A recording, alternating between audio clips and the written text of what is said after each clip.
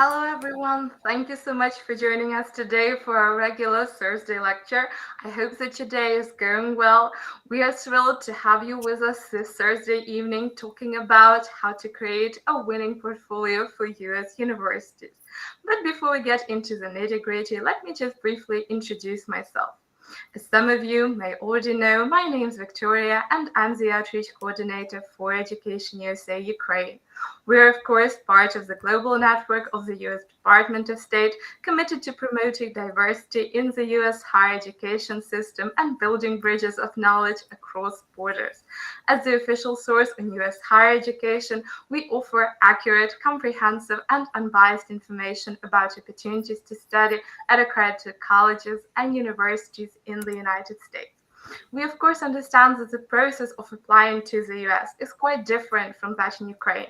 So we are here to help you and guide you through every step of the process and answer, of course, all of your questions from beginning to end. So today we're going to focus on creating a winning portfolio for US admissions. Are you interested in studying art and design in the United States? Well, the application process to creative majors requires not only standard documents. A portfolio can also play a key role in demonstrating your talent to the admissions committee and faculty. This workshop will provide an overview of different kinds of majors, programs, accreditation considerations, portfolio requirements, and of course, answer all of your questions about the application process. It's my pleasure to welcome our lovely guest speakers today, Annie Juan, Assistant Director of International Admissions at the California College of Arts, Anita Broadway, Director of International Admissions at the School of Art, Institute of Chicago, Alessandra Torres, Representative of Maryland Institute College of Art, and of course, Christopher Corporandi, International Admissions Counselor at the College for Creative Studies. Before we get down to our presentation, I would just like to encourage all of you to stay active and lots of questions.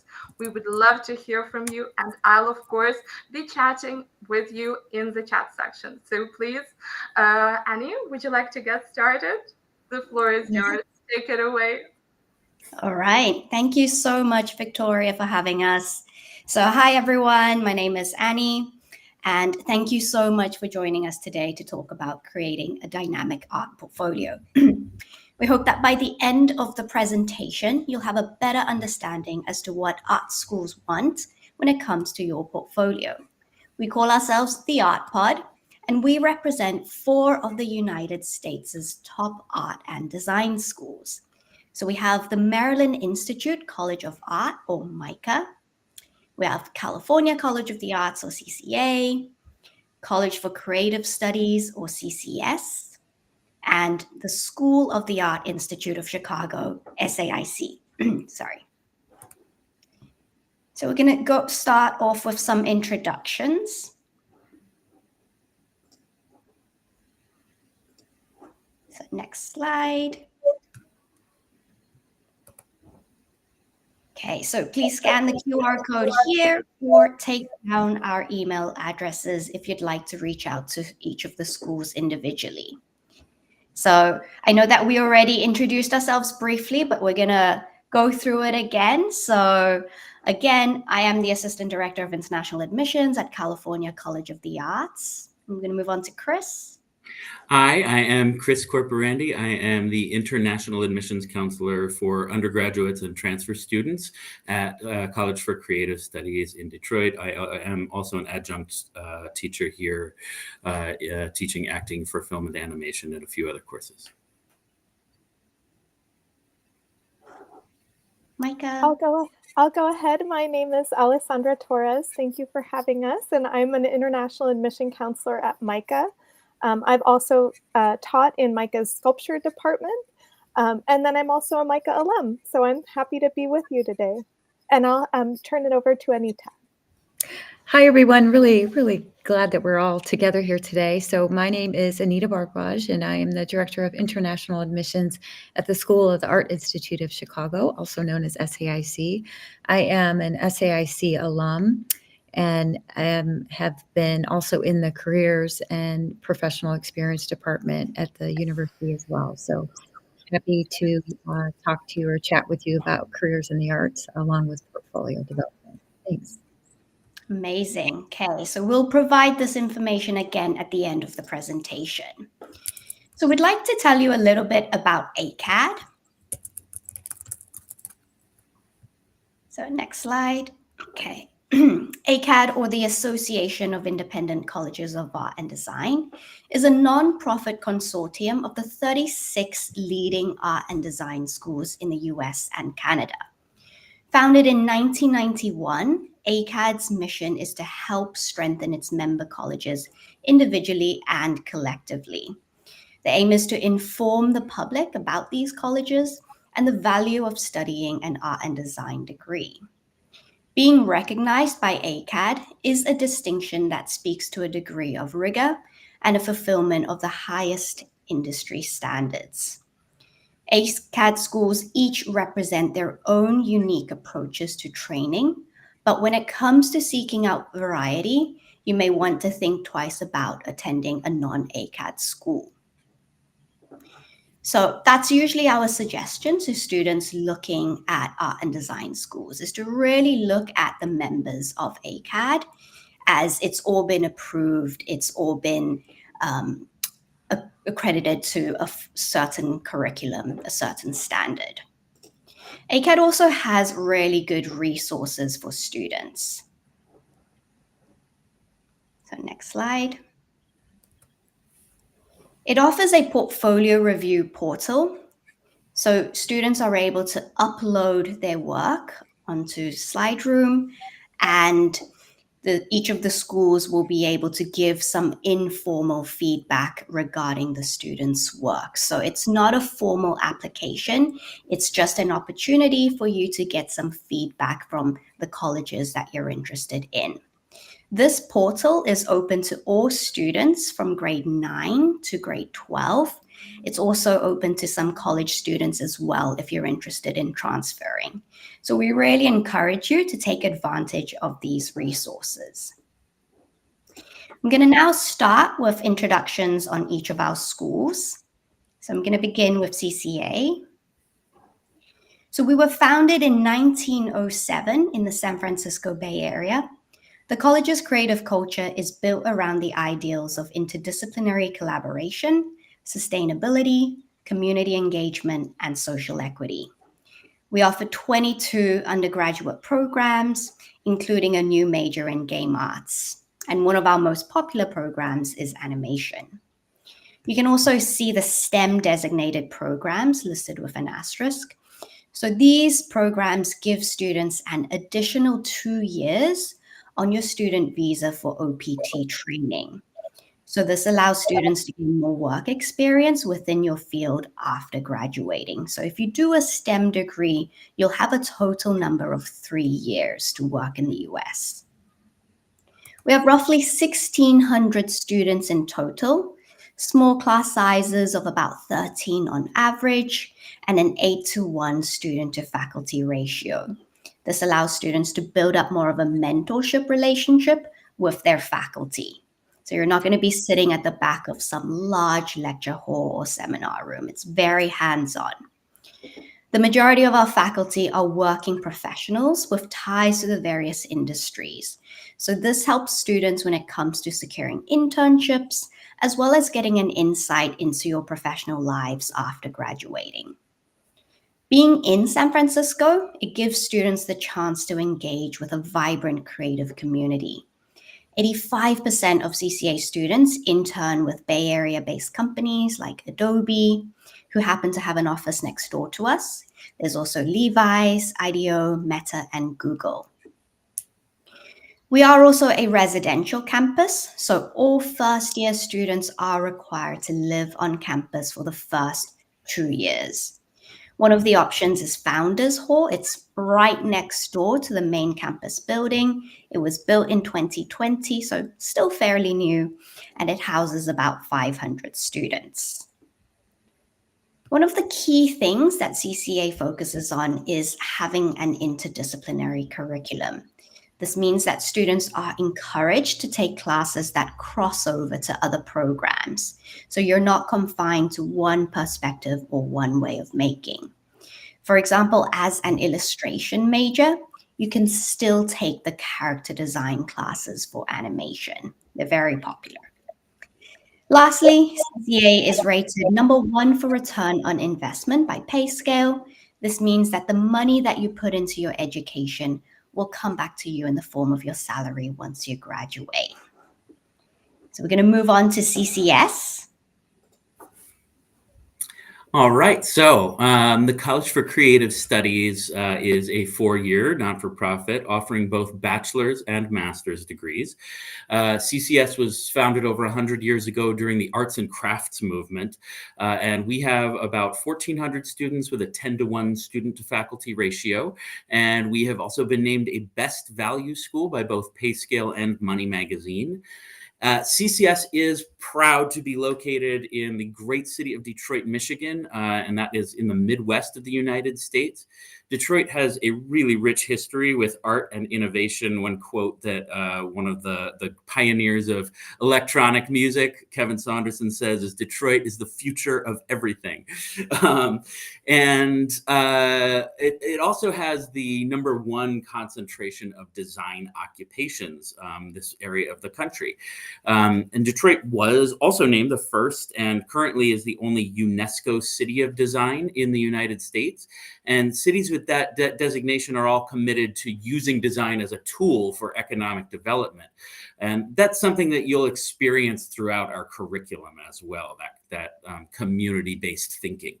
And there are just a million exciting things happening right now in the city, not the least of which is its vibrant, mutually supportive, and fiercely independent arts community. CCS has direct entry programs that may be a little bit different from other schools. That means that you apply to the department of your choice with major specific studio courses starting in the first semester. And, you know, some other schools may have only a full foundation year before the major is declared. So, you know, you just want to find what's the best fit for you, right? In the center there, you can see a list of our undergraduate programs. Our craft and material studies program is quite robust due to our history. But right now, our most popular majors are also animation, game design, illustration. We also have some really unique programs that you can't find a lot of other places, like concept design. And that is run by a really famous Hollywood designer, concept designer, and most of the faculty are bigwigs in Hollywood. And that's a major where you create elements that are used in films, animations, or games, like the whole look of the thing. So vehicles, props, environments, characters, kind of everything. It's like industrial design for entertainment purposes almost. And although we were founded as a craft school, to this day, we are internationally known for our product design and our transportation design programs. Michigan actually has the #1 concentration of commercial and industrial designers, along with housing those 3 major automotive brands that served as the original bedrock of the motor vehicle industry. And that allows us to have a direct connection with those industries, and oftentimes our faculty are still working in those fields. 6 of our undergraduate programs hold that STEM OPT designation that Annie mentioned. Communication design, which includes graphic design, product design, transportation design, and all 3 concentrations within entertainment arts. CCS also has an Office of Partnerships, which provides a number of opportunities to connect with industry professionals through internships, industry days, portfolio reviews, corporate sponsored projects. Offerings like those lead CCS on the whole to an 88% employment rate within a year of graduation. And some of our programs like transportation, communication have a 96 to 98% employment rate. And one year, I think our master's transportation program is 100%. So that is all I'm going to say. And I'm going to go ahead and pass the mic off to Alessandra at MICA. Founded in 1826, MICA is the oldest fully accredited degree-granting college of art and design in the United States, and we're consistently ranked among the top 10 We have just under 4,000 students on campus. This is our undergraduate, graduate, and open studies programs. About a third of our student population is international, coming from 52 different countries all over the world. We're located in the city of Baltimore, Maryland. This is an important, very historic port city right in the middle of the East Coast. It's right in the heart of what we call the East Coast Art Corridor. So you're very close to New York City, Philadelphia, Washington, D.C., both for professional opportunities as well as for internship opportunities while you're a student. MICA's campus is composed of over 30 different buildings. They're all within a 5-block radius, so it's easy to walk around campus, but it's so large that every major will have either a building or an entire floor to itself.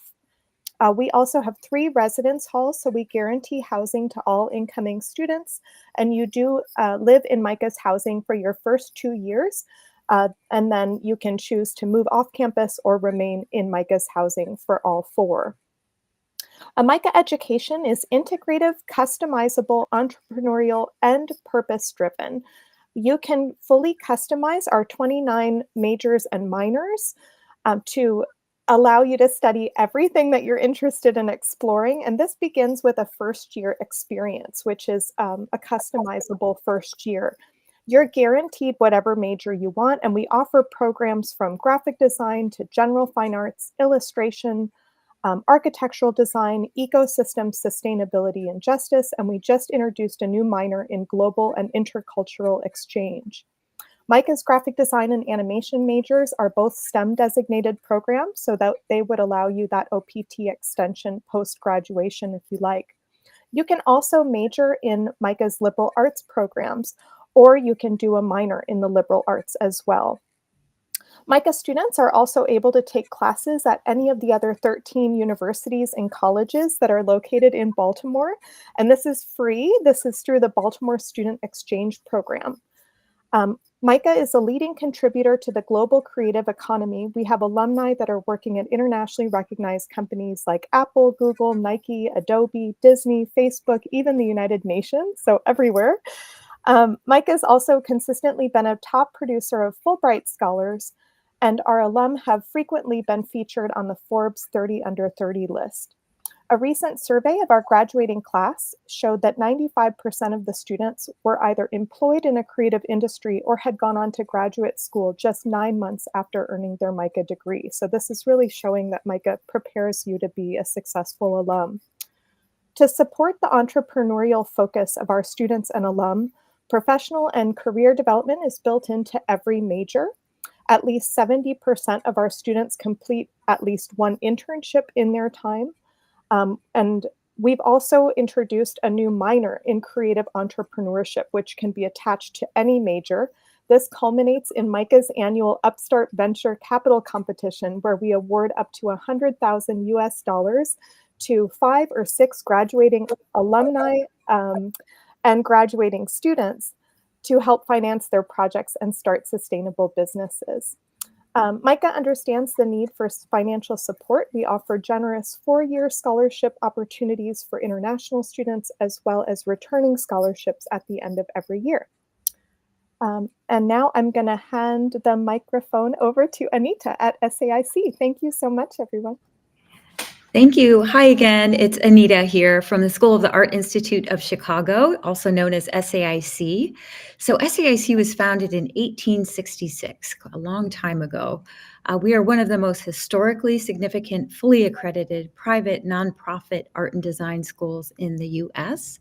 We're also ranked. We're currently ranked in the top 2 of art and design schools and number 7 in the world. Really proud of that. We're also a top producer of Fulbright scholars and Guggenheim fellows, et cetera. So really kind of the intellectual backbone that really helps produce amazing artwork. We have around 4,000 students on our campus, and 33% of them are international students, which I love. They're coming from 75 different countries from all around the world, including Ukraine. We have a handful of Ukrainian students that we're very excited about. As our name suggests, we're located in the beautiful, beautiful city of Chicago, which also has been ranked as one of the best cities to live in by Condé Nast magazine for 7 years in a row. We're definitely an urban campus, so you can see in the photo there, we're located in the heart of downtown Chicago, not far from the lake, not far from the museum as well, and I'll talk about that because we are a true museum campus. We have the Art Institute of Chicago, which was actually founded by the university professors. So the school came first, and then this incredible world-class museum, which holds the third largest collection of art in the entire world behind the Louvre and the Met. And what's unique about SAIC is we really use the museum, both the contemporary modern wing, as well as the traditional arts, as a resource for the student. So as a student, you will be in and out of your studio classes, your art history classes, your sociology classes, etc., back and forth into the museum. So that museum is open to you free of cost, and you'll definitely use it as a learning and research tool across your studies at SAIC. So another thing that is unique about SAIC is our curriculum. So we have no majors and we have no grades. We do offer all of those areas of study that you see on the screen. However, we really allow students to curate their curriculum across all those different departments. We do have a foundation year, like some of my colleagues, so that means that there are certain compulsory classes that you take that first year, but you are also engaged in your elective of choice, which is really rare for foundation schools. So that's pretty amazing. We also believe at SAIC that meaning and making really combined together is what makes a robust practice. So students have an opportunity to take around 30 liberal arts classes. And again, it's those liberal arts classes that really are the backbone and the foundation for your creative practice. So you kind of have to know about the world to make things about the world. So you would be spending about 2/3 of the time in studio making and creating, and 1/3 of that time in your liberal arts classes. So the liberal arts classes, there's healthy doses of the sciences as well, but we put a little bit of a twist on it. So if you're interested in chemistry, you may be taking a class that's really focused on the chemistry of ceramic glazes. So you're learning about chemistry as it applies to an art practice. The same with classes like philosophy. If you're interested in philosophy, you're really looking at philosophy with an artistic lens, a little bit different than that. We also are a critique-based environment. So I mentioned that we do not have a grade. So we have a credit and no credit system. And so in this kind of environment and this culture of critique, you are constantly being, encouraged to not only critique your work, but share those experiences with your cohort as well.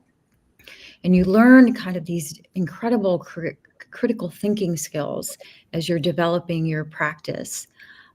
Lastly, over 95%, and we need to update our slide, but over 95% of our alums are employed in creative fields at least 9 months after graduation. So that's pretty incredible.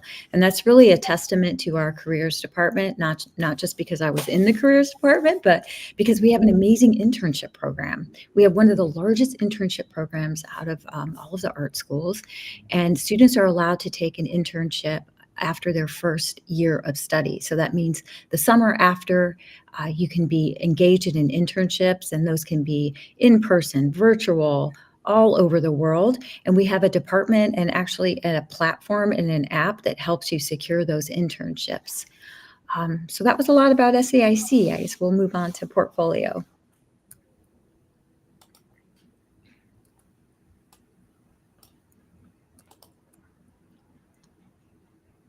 All right.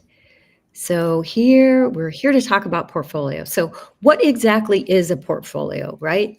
Well, the good news is that you have a lot of flexibility as to what that is, but it really is a selection of your best work compiled over a period of time, right? That shows some progress in your development and your critical thinking skills.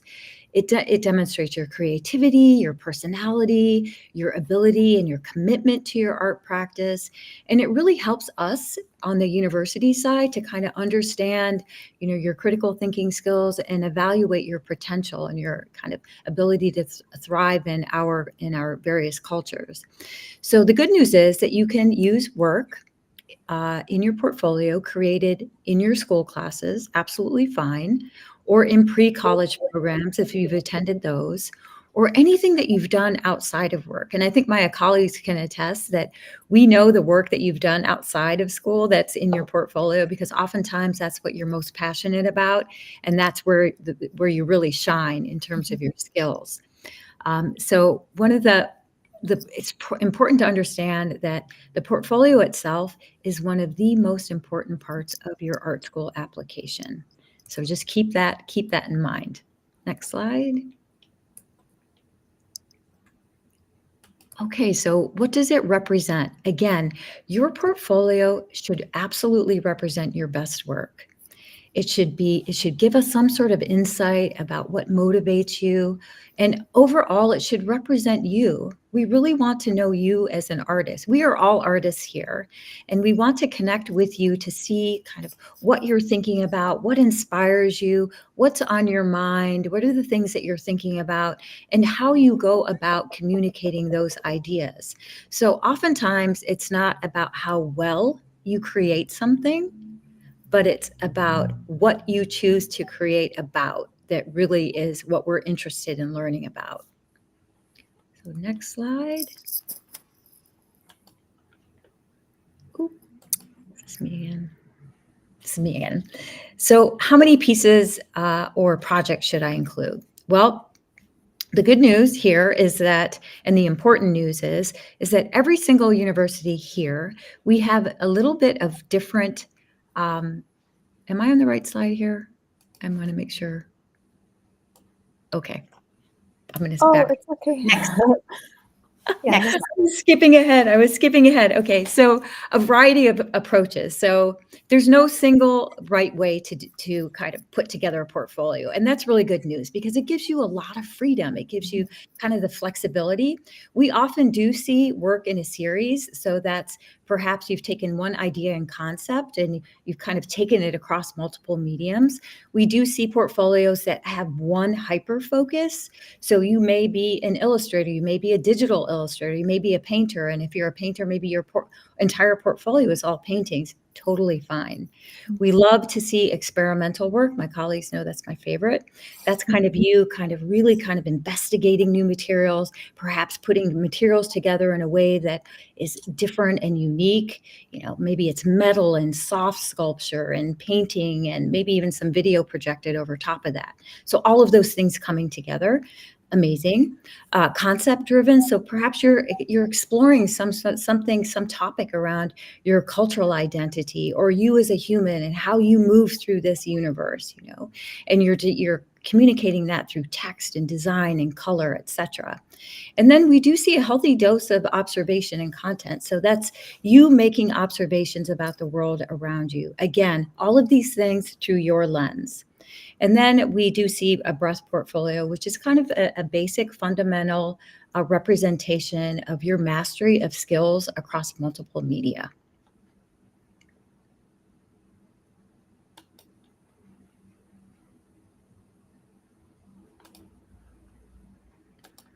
Okay. So how many pieces or projects?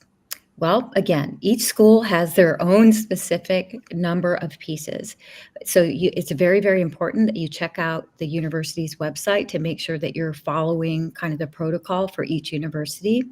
Generally, it's about 10 to 20 pieces.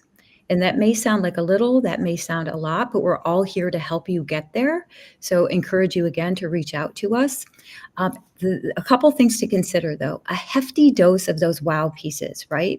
So if you're feeling a little bit shaky or uncertain about a piece, you probably shouldn't put it in your portfolio, but perhaps you should meet with an admissions counselor so we can help guide you on how to really make that a wow piece.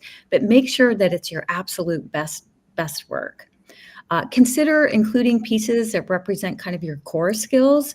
So if you are really, really into kind of digital collage and that's your jam and that's what you're really good at, show a healthy dose of those kind of skills. Sometimes process can be a really, really important thing. Oftentimes as artists and makers, it's the process, the magic is in the process, and you want to highlight that. So if you've created your own fiber and material and you want to show that you've crushed up material and it's taken the work across a particular process to make the actual thing, we'd love to see that too. Again, make sure that you check out the websites for each particular university so you're kind of hitting the mark. Next. Okay, so as Anita kind of mentioned already, your perspective and your point of view is unique. So we want to reiterate to you to not be afraid to showcase that in your portfolio. If there's a subject matter that is important to you, address it in your artwork. As admissions counselors, we look at many, many portfolios each day. So really think about how you can make your portfolio stand out amongst the rest. So add in some of those wow pieces, as Anita mentioned.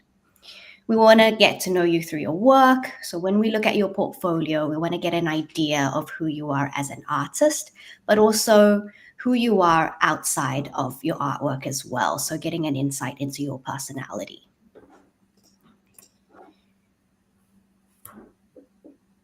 So try digging a little deeper into the ideas you're exploring. So there are layers to everything. It doesn't have to be just surface level ideas. It's okay to also show the work in progress ideas too, or even the start of a larger series or a project. So if you do include work that isn't finished, just remember to let us know in the description box. So we often like to see work that you've created outside of class, as it gives us a better idea of what you do when you're not directed by a teacher, not having a prompt by a teacher. Showcasing your technical skills can help an artist develop a body of work. So this is one way in which you can approach your portfolio. You can think of a medium that you excel in or a medium that you wish to improve on, and use that as the foundation as you develop your work. Think about how this skill set is communicating your overall concept and idea. We often see a lot of observational work in your portfolios that do show us the technical skills, but again, it doesn't really tell us a lot about the student's interests. So while you can definitely include observational work, especially pieces that you're really proud of, but we want you to dig a little bit deeper and try to show us things that are outside of that. So my suggestion is to use the technical skills that you've picked up from all of the drawing practices that you've done, and then try to apply it to something fun, something interesting, or something cool.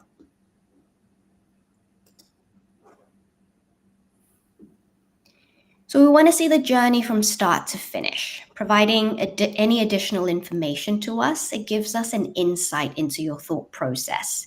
It's also a great way to engage us further as we follow you through the journey of creating the piece. So you can include sketches, 3D models, photographs, or even written work. Make sure you balance it out correctly so that the process work is not taking too much of the limelight away from your final piece. Sometimes I'll see a portfolio where one slide has many, many drawings, and then the final piece is left in a tiny space in the corner. So just remember that the process images are only meant to support your final piece and not be the final piece.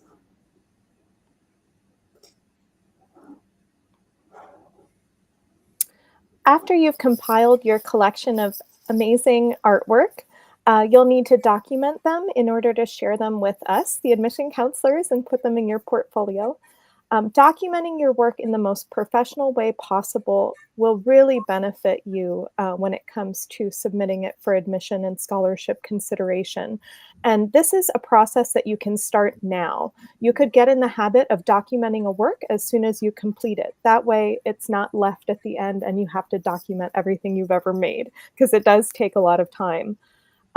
So if you can get your teacher to help you, or if you can get a camera, a high quality, high resolution camera to take great quality photographs of your work with enough light, make sure that they're oriented correctly with clean borders and edges. You don't want anything distracting from the artwork in the images that you take. It's very important to remember quality over quantity. You really want to show, again, like Anita said, your strongest work and omit weaker pieces, even if they display more variety. It's also helpful to get experience speaking about your work. You can do that by meeting with us individually. We can kind of guide you through that process. We love to know how a work evolved. We love seeing you explore multiple visual solutions to a prompt or a problem. And I think meeting with us can really help you kind of dive deeper into the work and help you to discover where you want to go with it in the next few pieces. Okay, next slide. As you document your work, think about the best way to present it. If you've made a sculptural installation, maybe a video of it would be the best way to show the work. If you've made a three-dimensional object, perhaps you want some details, like in the top right image, where you can see the objects from a couple different angles. Remember that we won't be able to handle the artwork that you've made or see it in person. So it's important that the artwork is large and very clear in the images that you take. So these are just a couple examples of thinking about different perspectives that you can give us on work that you've made. And then when you go to apply to colleges, they are apt to have different requests for how you submit the portfolio. Some colleges use SlideRoom. This is also where you can do that AICAD portfolio review opportunity that we talked about in the beginning. And when you upload your work to SlideRoom, there's going to be a space for the art image. And then separately, there's going to be text boxes where you can enter the title, the year, the medium, the size, and an optional description. So please don't put the text in the space of the art image. Think of your portfolio as like a gallery exhibition of your work. So you want the art to be the big, prominent thing. You don't want the text distracting the viewer from the artwork. That will be separate in those text boxes.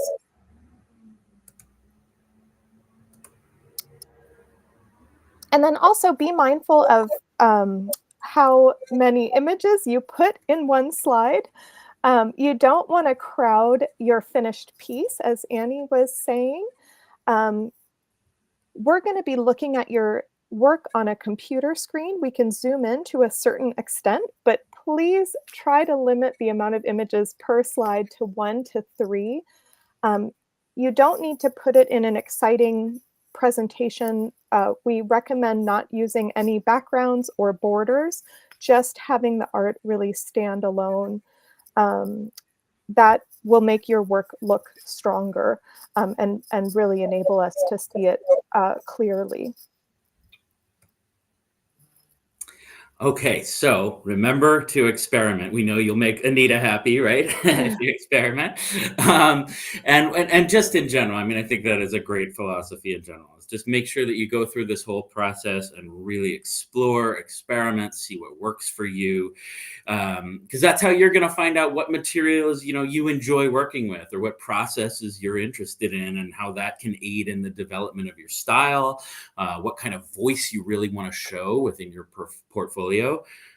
These here are just a few examples, different examples showing material or digital exploration and how those might tie back into an overarching concept or idea that's shown throughout these students' artwork.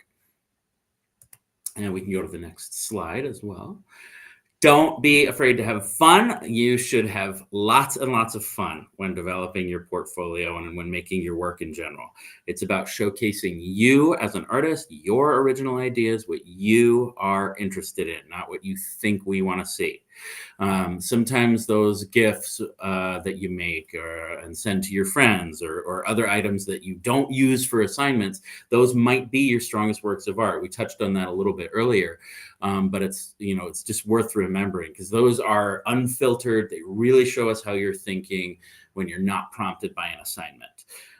And these are just a few examples of some of the more fun pieces that we really enjoyed in portfolios.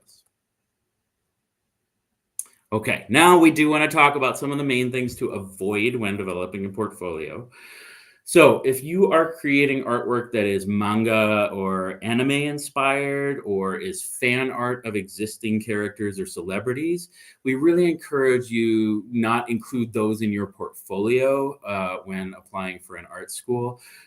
It's not that we have anything against manga or anime. A lot of us, might enjoy it, might even want to make some of that work ourselves. But those can be pieces that you enjoy creating in your free time, but they're likely not going to be the best pieces to display your skills. And again, your creative, original, unique ideas that come out of your heart.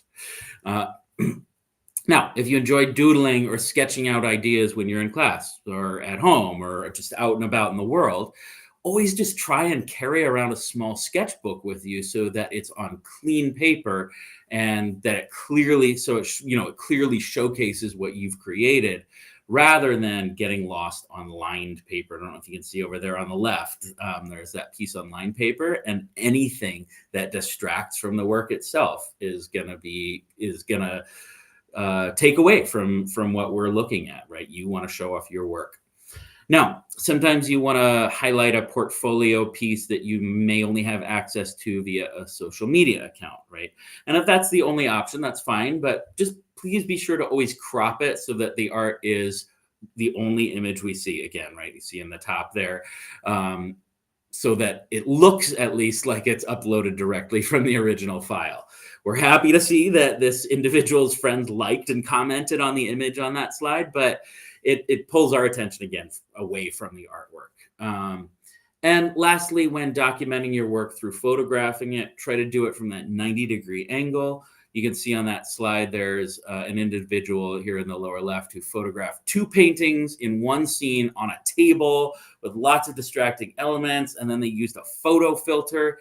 And it's kind of difficult for us to see exactly what the artwork even is or what the individual is trying to show within their portfolio.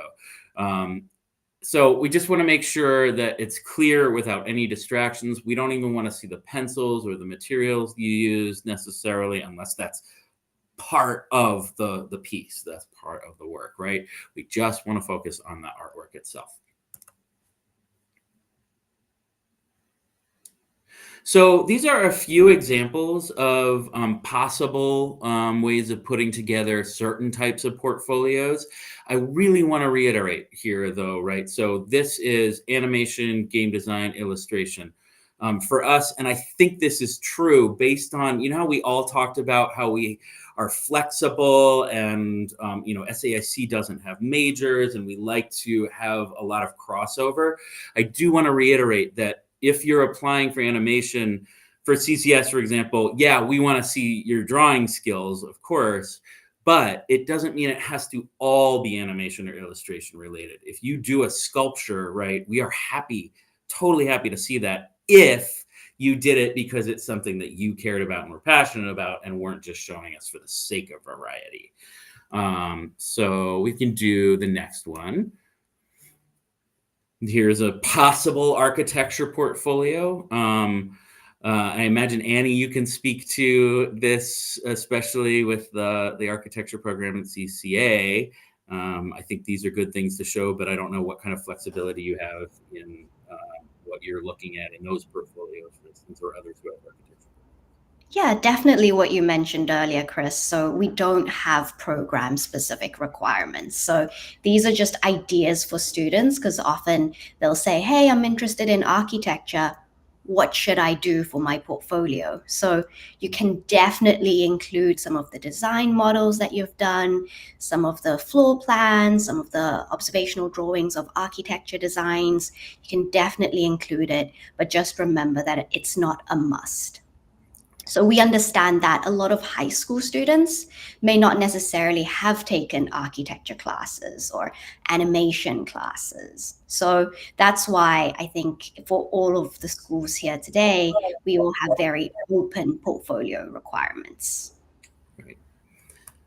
Now, because the arts and the design world are full of contradictions and nuances, in complete contrast to what I just said, at least for CCS, our concept design portfolios are their own special thing, and they are very specific. So if you want to apply to concept design, at least at CCS, please get in contact with us well early on, because you're going to need some time to prepare this. It's much bigger than our normal requirements, and you need to show 4 very specific elements, and we have a whole way that we suggest that you show it, because you need to show environments, hardware and vehicles, architecture, characters. You need to use silhouettes, include keyframes, so much different stuff. So that's the one exception to what we just said about everything else generally. Here's an interesting example of some fashion portfolios. Again, though, it doesn't have to be all fashion. And then let's move on to pre-college. So for younger students, if you still have, a year or 2 years ahead of you in school, you could consider doing a pre-college program at any of the fully accredited art and design colleges in the US. We all offer pre-college programs, and there's a little bit of information about each of our pre-college programs on the screen. Feel free to contact us as admission counselors to help you with that application or that portfolio, as many of these programs will require a portfolio. But this is a great way to try out the idea of an art college before actually applying to and attending it as in your senior year or in your last year. These typically take place in the summer. There's different timeframes that you can attend, so you'll have to look and research each university individually to see what would work best for you, but many of them will offer college credit. You'll also be developing your artwork in your time there, and that can be a great way to really beef up the work that's in your portfolio. This is also a way for the college to get to know you. So oftentimes, if you do a pre-college program, there's scholarships available for you if you decide to then apply or attend that college. So there's a lot of perks. But this is a great, great option. I actually did MICA's pre-college program at the end of my junior year. And so I highly recommend doing that to try it out. Next slide. Okay, let's talk money. So we've talked a lot about portfolios, and the portfolios are really kind of the main contributor to your merit scholarship. So very, very important that you get your portfolio buttoned up, and more importantly, that you get it reviewed multiple times before you submit your application. So in the world of scholarships and money, we look at it 2 ways. So there's inside scholarships, which are merit-based, and they're given by the institution, by the university, right? So that's what they award you after they reviewed your application in its entirety. Now, then there's outside. So there's inside and then outside. So the outside scholarships are those scholarships that you are applying to from outside the university. So we've listed here a number of resource links. So take a photo of this and check out these websites, because there's money out there, but you definitely have to put forth the effort to research the outside scholarships. So many, many opportunities, but you do need to invest the time. And what I would suggest to you all is that you start doing that now, because oftentimes the outside scholarships, if you're applying to them, it's a process. So you may submit one application, it gets reviewed, and then you move on to round 2, and then it gets reviewed. So it's just a longer time before you really know whether you've had that that scholarship. So you may start that research now and then have multiple kind of active scholarships out there, and you're waiting for responses, and they'll come in at staggered moments. So really, really important to kind of start that process now. They are highly competitive, so make sure that you are paying attention and you're very mindful of writing solid statements. You're having somebody review those statements. You are not simply putting something in ChatGPT and copying and pasting it and putting it into an artist statement or in a scholarship application. We can tell. People can tell, right? So it needs to come from the heart, and it needs to be reviewed several times before you actually submit it. So definitely give yourself time, ample time to prepare and do the research for the outside scholarships. At the same time, you're kind of working on your portfolio and the university requirements for your application. You're engaging with the universities that you're interested in applying to prior to submitting your application. Two important things. Next. All right, so that brings us to the end of our portfolio presentation. So we're going to move on to the Q&A. We welcome any questions you might have, and we really encourage you to not be shy about asking them. We promise that we won't think it's a dumb question. We've listed some frequently asked questions over here. Some of them might trigger you in the sense of oh, this is something that I wanted to know. So these are just some ideas. And we also have the QR code over here. So you're welcome to scan it to get more information from any of our 4 schools. And so if you have a question, you can put it in the chat box, or I think you might be able to unmute yourselves and ask us directly. And then I'm gonna next slide, just to show our email addresses again, in case you're interested in jotting them down. And also we wanted to just remind you that we offer portfolio reviews. So we definitely encourage students to reach out to the schools that you're thinking of applying to. Book a portfolio review with one of their admissions counselors. You usually have about 30 minutes to speak to an admissions counselor. You don't have to have all of your pieces ready. You can just have a couple pieces just to get an idea, to see if you're on the right track. And we usually suggest booking a portfolio review about 2 months or so before you apply. So you still have a bit of time to make some changes and to make a couple more pieces if you need to. So definitely take advantage of this.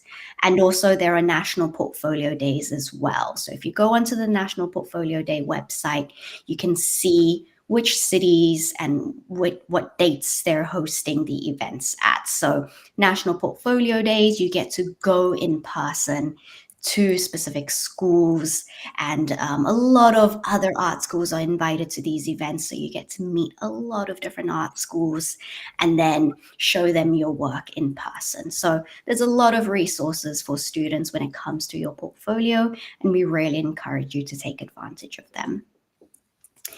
Okay, so do we have questions? Thank you so much, Anita, for such a fantastic presentation. And thank you to all of you. So Alessandra, Annie, and of course, Christopher, for sharing wonderful pieces of advice and just insights into the world of creative majors, and of course, into the process of putting together a winning portfolio.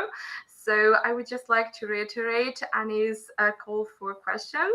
To all of our lovely viewers at home, we would love to hear from you and learn more about your application process and those things you're struggling with on your journey to getting accepted to the college or university of your dreams in the United States. So while we wait for questions, I actually have one of my own, if you don't mind. So I often get this question from my advisees and students in general, and that would be about the English proficiency requirements. So do you have like a minimum requirement at your institute or college, and what tests, so like TOEFL, IELTS, Duolingo, do you accept? Yeah, absolutely. So I can speak for CCA. So our minimum English proficiency requirements when it comes to IELTS is 6.5, and TOEFL is 80, and Duolingo is 120. And students are able to waive the English proficiency if they went to an English medium school. So if they went to an international school where they were studying the IBDP or A levels, and they were studying first language English, then we are able to waive the proficiency requirement for students. CS, we have much lower minimums, actually. I'm like, oh, I was like, oh my gosh. So IELTS for us is 6.0, TOEFL is 71, and Duolingo is 90. They are a little bit higher for the postgraduate programs. But we do also have some resources for people who are struggling with English to get you up to speed in your classes. And also, I'm sorry, those are the three main ones for us as well. But we also will look at some other things like if you took an SAT or an ACT, we can look at that. IB, A levels, stuff like that. We can consider those as well. Thank you so much, Annie and Christopher, for your answers. And for MICA, we require a minimum TOEFL score of 75. We will accept your best, the My Best scores. IELTS is a 6.0. Pearson's is a 58, or Duolingo is a 105. And again, there are different ways that you can have the English test requirement waived if you attend an English-speaking school, or if you've taken the SAT or the ACT and scored our minimum of 40, it's 470 on the English portion of the SAT, or an 18 on the ACT in the English section. So yeah, reach out if you have questions about that. If it's low, you can always apply with the score that you have, and some colleges will give you more time to retake the test. So, check with the university, maybe don't wait. But again, that could vary from school to school. And Anita, for SAIC? Sure. I'm really glad that you mentioned that, because I think sometimes students feel like, my TOEFL score is so low, I can't even apply. And that's really not the case. I mean, oftentimes it's just an indicator, and we are looking at your application holistically. So we are looking at your coursework, we're looking at your GPA, your engagement, your portfolio. Your portfolio tells us a lot about your critical thinking skills, across the board. And then I know at SAIC that you can apply for a less than minimum scores, and ours are around the same. We have a 6.5 for IELTS, 120 Duolingo, around an 83 for TOEFL, and 55 or something for PT. But if you're lower than that, I would encourage you to still apply, because you do we really gauge that for your placement, whether you need help or not, or assistance. So we do have EIS classes, and we have something called academic access. So you may be on the cusp of one of those numbers, and we can put you in a class that will really help you articulate your ideas in your studio classes. So it's really, it's coming from a place of empowerment from all of our schools. We want to kind of meet you where you're at and then help you be able to articulate your ideas. Thank you so much, Anita and Alessandra, and to all of you for your encouraging answers. So we have a question from Margaret, and Margaret is wondering, what are some of the common mistakes that students make when putting together a portfolio?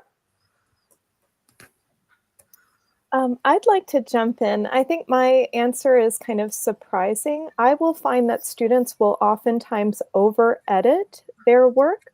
So they will have, maybe you've made a series of 400 self-portraits. Maybe you did a self-portrait every day for 400 days, I don't know. But you only submit one image. So we don't get to see the full scope of this project. We only see like, oh, there's a self-portrait, but we don't know visually that it was part of this whole journey and this whole time-based piece. So it's really important, again, to meet with us. We can advise you on how best to submit works that are, especially something like that where it's difficult to document, right? Because there's so many different pieces you've made. How do you show that visually without it taking over your whole portfolio? But I'll find that students, yeah, well, they will have made a whole series of work, but they'll just submit one. So we don't know that it was part of a bigger exploration. So yeah, I think over editing can be a problem, but I think that is a surprising answer. That's a good one. I'm going to add a couple. One is when students write over, or they have too many words surrounding all of their artwork. And, understanding that we have to view your work electronically, unfortunately, as much as we would love to be with you in studio and see everything live, we're looking at it on a screen. And if there's distractions, then we're not really, you're not allowing us to celebrate your work. And we really want to see, we want to celebrate your work. And when it's crowded with text and paragraphs and everything else, it's really difficult. It's not doing justice to all the hours that you put into the work. And then kind of on the second part of that is if it's not documented properly. So you've labored and labored and labored, and for some reason the image is really tiny and we can't see any of the detail, that type of thing, or there's clutter around it or whatever. It's just not documented in a way that really celebrates you and the work. So, and then the third thing I would say is that there is an option in Slide Room where you can put information about the piece. So you don't have to write on your piece. You can type in on the side. This is really important. Always, like, we need a title. Even if it's untitled, please put untitled, because we know in life sometimes things are just untitled, and that's perfectly fine. But we need to know the context of maybe the size and the medium, because if you're showing us a kind of this sculpture that maybe is so miniature, it's like tiny, and we cannot put it into proper perspective or scale, we're not able to give you the credit for all of that thinking that went into making this teeny tiny sculpture. So definitely use the description part to give us some information about the size, the title, the material, and any other thoughts that you may have that went into the piece. Thank you so much, Anita and Annie, for your answers. Yeah, I think also some mistakes I've seen, and we touched on this a lot, but like it really is like students putting in what they think we want to see and that's a mistake, I think. There's the still life or the figure drawing, or you put the time that it took you to do the figure drawing or whatever. And it's like, we see so much of that, and it's really not the main focus of what we're looking for.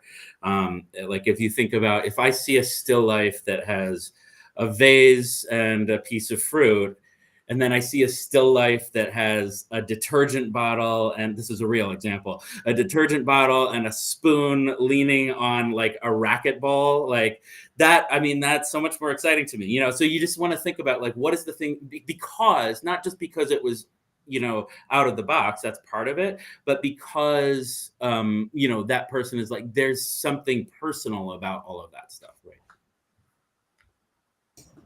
Yeah, I definitely agree with everything that you all said. So, jumping off of what Chris said, sometimes we see things where students feel like, because they're applying to an art school, they need to include their observational work. They need to include all of their figure studies and how good they are at drawing, pieces of fruit. But that's why we encourage students to speak to the different schools and find out what each school is actually looking for. There are some colleges where there is a requirement in the sense that they do need to see 4 or 5 observational work.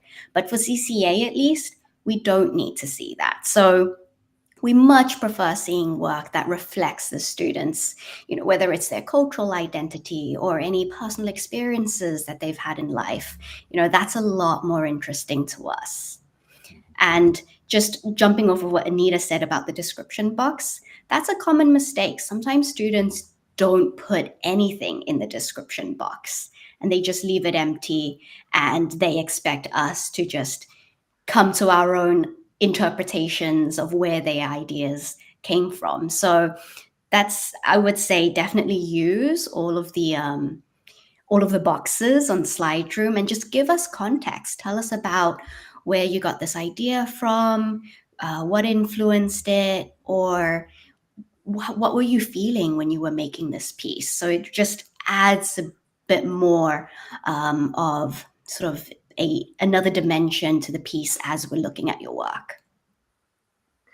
Thank you so much, Christopher and Alessandra, and of course, just to all of you for really sharing your perspective and some great pieces of advice with the students, as well as sharing an inside look into how admission officers really view portfolios and what are some of the things you look for.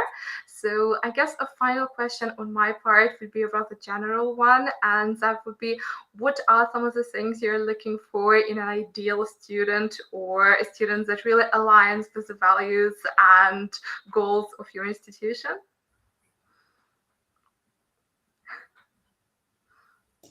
I'll say a few things. I can speak for all of the universities really here because I know the admissions counselors and kind of the culture of these universities. We all have a place of care. We are all community spaces and we all respect one another. So we are looking for students that kind of exude that type of openness and generosity and kindness and willingness to be vulnerable and to explore perhaps things that put themselves kind of out there a little bit, knowing that they're in a community that is there to not pass judgment. So, when I'm reading through an application and I'm looking through the artist statement, those are the things that I'm looking for. Even the recommendation, that gives me an idea, a really solid idea whether this person will add to our community and will consider it a place of care and will recognize that we have kind of community understandings with one another. So those are type of some of the softer pieces that I think students forget about, because most of the students are just that, but they don't talk about that. They're more interested in, like, I did, 15 extracurricular activities and this, that, and the other. But, tell us who you are as a person so that we can really kind of understand. And we're looking for those little gems that say, yes, we want this person because they are generous and they're kind and they're thoughtful and they give back to their community in some way. So I think, when we see those applications and hear those voices coming out, that sets somebody apart. Yeah. Also, I think at CCS, and I can't imagine that this wouldn't be true at all of the other schools. I think that a lot of what we call neurodivergent people are attracted to the arts. I count myself in that bunch, and it's one of the reasons I love working here. And so that's another thing is, like, you don't need to be ashamed of, like, kind of being a little bit different, right? Or like if you're socially awkward, right? Like, there's a lot of shy, socially awkward people here, right? And we're all kind of just feeling our way through. But again, like Anita said, I completely agree with you. As long as you're not, giving everyone else a hard time, or as long as you understand the differences of everyone else, that you're going to be okay.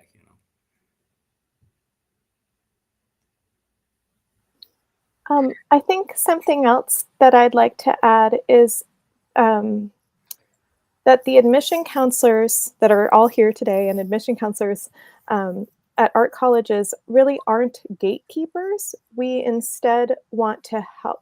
I wish I'd known this when I was in school applying to colleges. We want to help you to get to your dream college and to help you identify whether it's, my college or my colleague's college. We're here to help, and I think that surprises students. You don't need to worry about impressing us. The fact that you reach out, the fact that you're interested is all we need.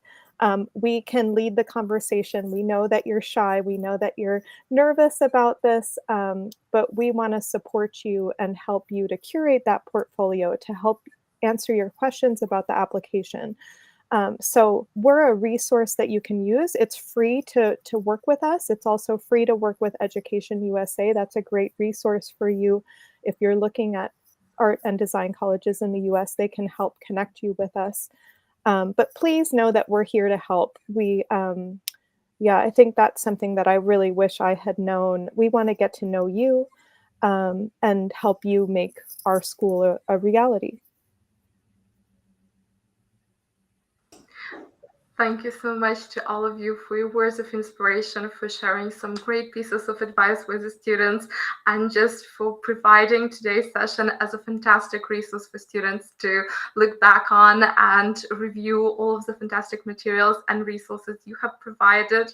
I also would like to reach out to the students and to encourage you, those of you who are in the midst of the application process or are maybe still like in middle school or early high school and are planning to go to the US but are not sure where to start or how to get your bearings, please feel free to reach out to Education USA. We're here to help you and support you every step of the process. You can always sign up for a free consultation with one of our lovely advisors. And if you're interested in the colleges and universities that we've mentioned today and that we've had lovely representatives from, then I'll of course be more than happy to connect you with the right person and help you really get all the first-hand information you need to make sure your application is the best it can be. So keep believing in yourself, keep working on your artistic talent, keep believing in yourself, and I do hope to see you next time. So stay safe and stay with Education USA. Bye. Thank you. Bye.